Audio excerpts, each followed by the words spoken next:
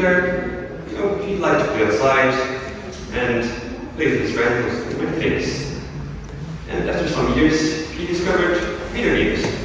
He liked them, but still preferred playing outside. He was a small kid after all. But after some time, he came back to Brazil. And here in Brazil, he was now in a big city and couldn't play outside as much.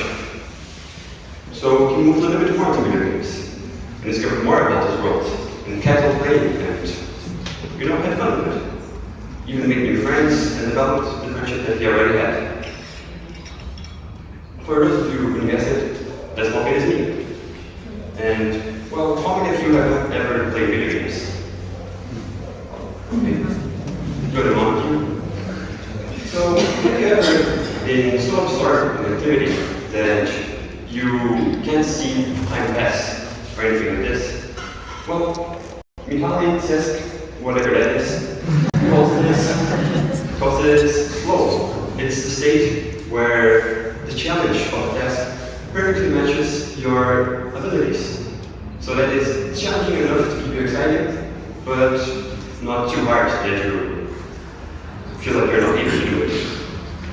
Games like Tetris and Dark Souls do this masterfully. Tetris, you have to fit in the blocks to finish the lines. If you can make 4 lines in one move, you do that. Dark Souls, you have to keep on fighting bosses. And it's commonly known as a really hard game. So it's really challenging. So these two games show that even when you're being challenged, every small step to victory, when you manage to do something new that you weren't able before, you get really excited and can keep on playing. But well, as I said, any activity can do this. What does video game have something special? Well, I think that video games give us sometimes something we often do not have in the real world, which is control. Often we feel out of control. We have to go to work or school. We have to do many activities we often do not wish to do. And video games can give us this control. Such as in an open world game, such as Zelda Breath of the Wild. You can choose where you want to go, whenever you want to go. Or The Witcher Outlands, another open world game, which interacting with characters and saving them or not is the main part of the game. You have the choice of what you're going to do. But one of the greatest games with choices is Until Dawn. This game is purely about choices. There are some other things like walking around and big events, but mainly you are given choices and you have to choose what your character will do. And this symbol comes in. Whenever an important choice is made, this appears in the corner of the screen. And it means what you just decided will have a big impact on the story. So when this appears, you get a little bit of anxiety sometimes. But it makes you feel, I have power, I have control over this. And now we enter into the next step, which is rewards and happiness. What do you love? Leveling up, collecting points, or passing a mission. Dopamine. It's a pretty famous word nowadays. It's this thing in our brain that rewards us every time we make something that we like. So, the video game industry uses this in things such as achievements and progress bars, because we see that we're getting close to our next objective, and we feel excited. We are finally getting there.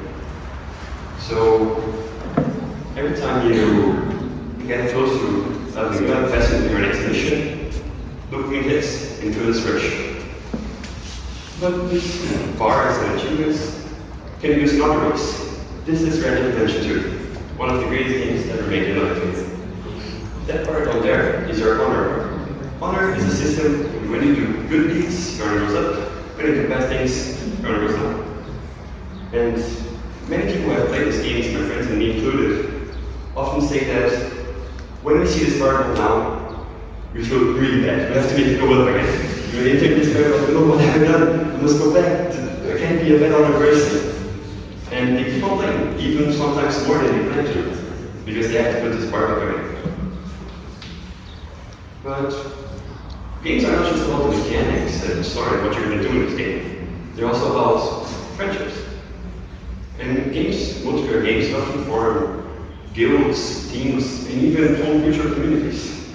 A great example for this is Among Us. In this game, there are some crewmates and some imposters. These imposters have to try to eliminate the crewmates, but no one knows who the imposter is. So you have to find out who it is.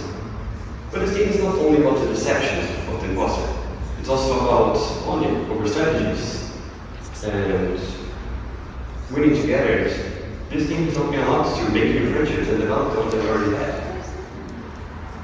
So ultimately, I don't believe that games are only something to do out of nothing.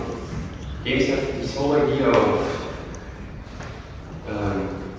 what it means to be human, the desire for progress, of control, of power, the desire to make choices in a safe space where you can make mistakes and keep on going. So that's why I believe that video games are a huge part of our life, because it is what we want to do, not only what we are. Thank you.